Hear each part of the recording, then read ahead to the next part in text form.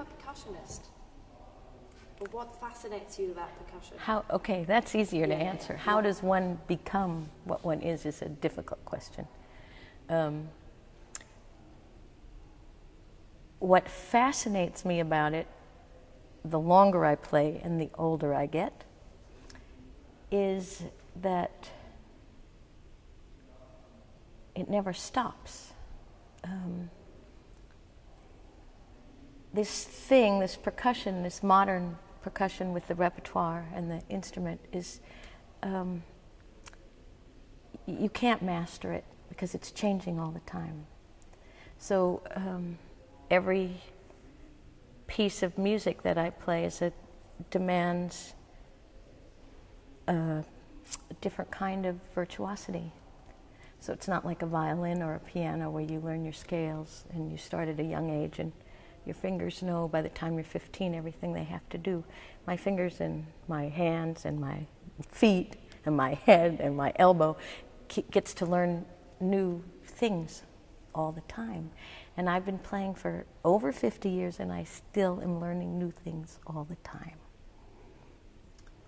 Did you play another instrument first, or did you initially? I initially am a percussionist, but I also, because of my education, I have played other instruments. But it's never lasted so long. So your heart was always in the percussion? I would say yes, it still is. Yeah. Can you tell us a little bit about the pieces you're going to play here? The thought with this performance is hooking up some of the solo compositions of John Cage to moments of maybe artistic inspiration, which I don't know for sure, but if I take titles of pictures or I go from some of the works in the exhibition, I tried to think about certain direct compositions or ideas of Mr. Cage that would either contrapoint or correspond or dialogue with the works that are here. One of the pieces that is probably the most unusual work that I'm playing is a work called Child of Tree. It was written in the 70s. I could tell you the date, but I can't tell you now. And it's written for a cactus, actually. It's written for plant material, but specifically for the needles of a cactus, which, in a sense, every cactus is different. So it's once again an instrument that even if I learned it, I would never master it. The needles have different pitches. So it's a kind of a chance melodic composition that's going to change every time I play it because the cactus will change.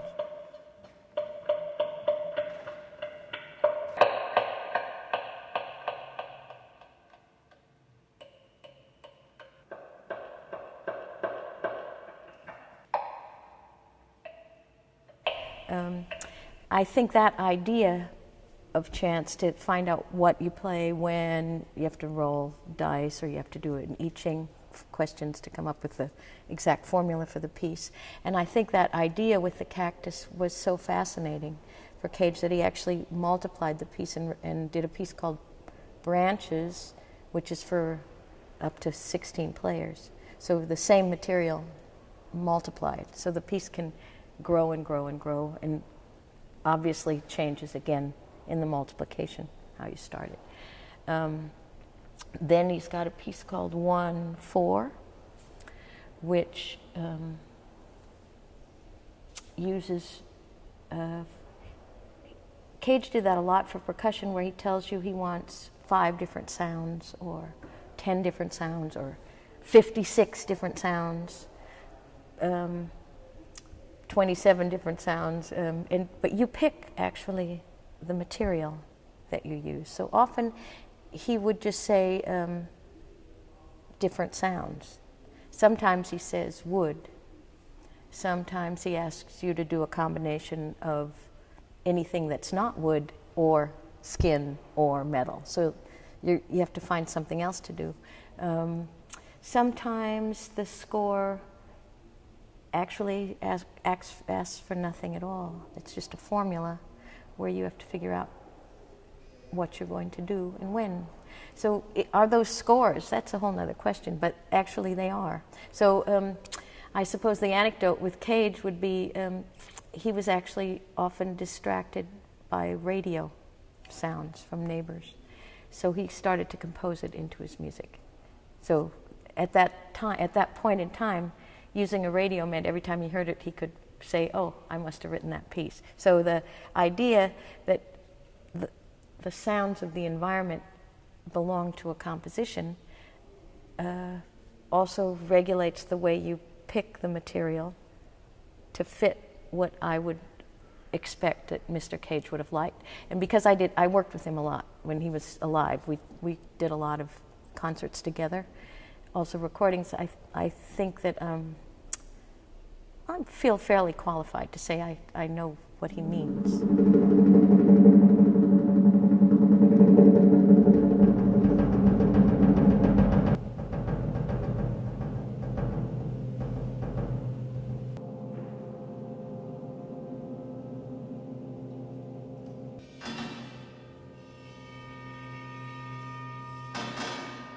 So what's the formula look like, or what does it tell? What does the formula look like? As chance operations are such that one needs to ask certain questions that define certain parameters. So if he already tells me that the piece is 8 minutes long, and I ask how long the third element will be with the I Ching, and the third element is 7 minutes, then I'm already excluding the fact that maybe element 4, 5, 6, 7, and 13 are going to even appear because I'll run out of time, for instance. Sometimes you can come up, or you can re-ask the question, what does it mean? Is it in minutes or seconds? Then I have a lot of time, then I have a lot of silence. So exactly the way I ask the questions will also determine the form. So the early pieces from the 50s, some of those are called variations, where you drop dots onto a map, or you drop dots on a scale. Also in the 50s, he did pieces that were based on imperfections in the paper that he used. So maybe then paper wasn't so good, I don't know, but if there were little dots in the paper, it would become notes. And he used that process to compose a piece called 27 Minutes for a solo percussionist, and I'm doing some of that too, actually, which it's completely chance. That's really chance. That's imperfections in paper becoming a composition. So a little bit by going through about 50 years or 40 years worth of music, I think we can touch on different things that maybe open up that question again, what that actually means in art.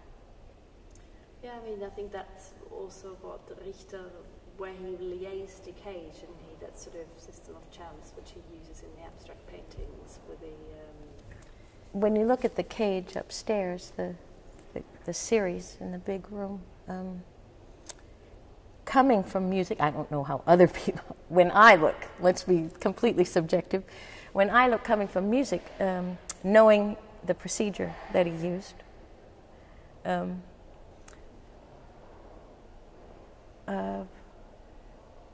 is that a parallel? But maybe it's, there were a lot of times actually in art where, there still are, where we can translate each other.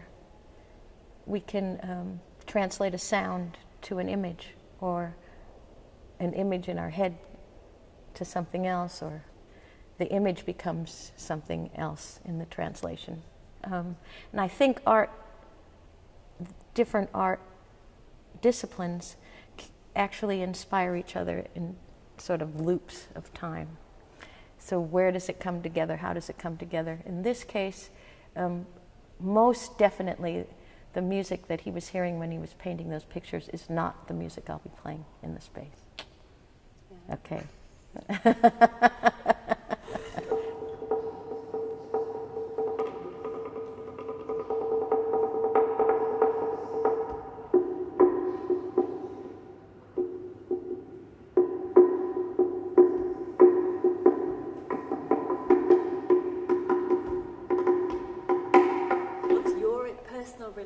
to Gerhard Richter's paintings? I mean, it's a big variation up there, but There's sort of, what are you drawn to? Specifically, specifically in this exposition, specifically upstairs, I'm drawn to everything. I think it's just sensational.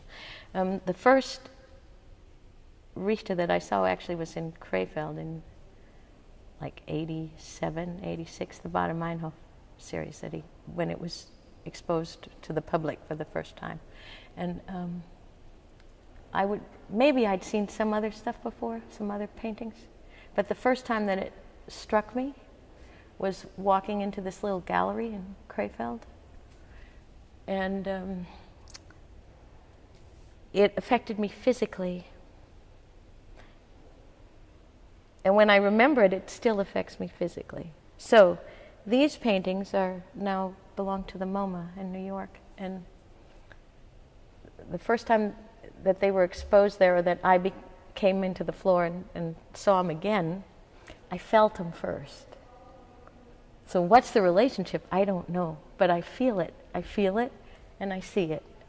And then I want to stay in that state of being because it does something to me. That's,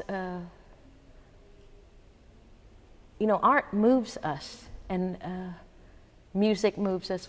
Art forms, they move us, and that's one of the reasons we need to be around it. So if we get a feeling like that, we want to repeat it. And if paintings do it again and again, then I'd say it's the painting. Do you compose your own music as well? You write? I do. I do. What do you get inspired by? Almost always non-musical events.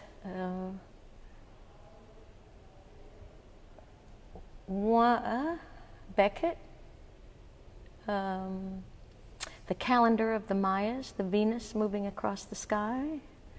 A lot of times just the object in the space. I also compose pieces for train stations or for subways, or deliberately dealing with the fact that you're not going to have a concert hall. That means the space actually inspires me to do something. So maybe the piece is transferable, but it's not interesting to me if it would be or not. Interesting is actually to be in the space. Do you hear like when you come into this space, the Fondation Beyeler, do you like hear something or something that inspires me? Yeah. Well, actually, the program is pretty much tailor-made, because when we looked at the space a couple of weeks ago, I left with a memory of maybe sonic, but actually I didn't try anything out. It's the weirdest space I've ever played a concert in. I've never played in such a long tunnel. And so, in a tunnel there's certain aspects of a tunnel space that one's going to use. But this is multiplied by the fact that it goes away. So we have, I figured a lot of metallic sounds would be quite interesting. What I didn't figure is that the cactus would be so beautiful, for instance. So there's still always surprises. But it's actually an experiment in space, and it's still tailor-made for the space.